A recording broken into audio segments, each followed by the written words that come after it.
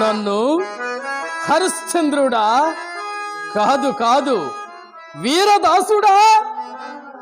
నేటి రాత్రి అంతయు వల్లకాటి యందు కావలియుండి ఉదయమున ఇంటికి వచ్చుతున్నప్పుడు ఈ కుండ నిండా క్రొత్త కళ్ళు నింపుకొని రమ్ము అని ఈ సురాభాండమును నాకిప్పించినాడు.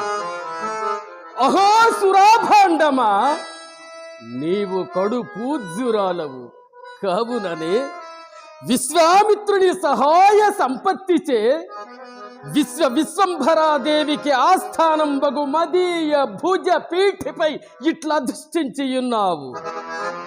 నేనింక త్వరపడి శ్మశాన వాకిటికే పోవుదును. ఓ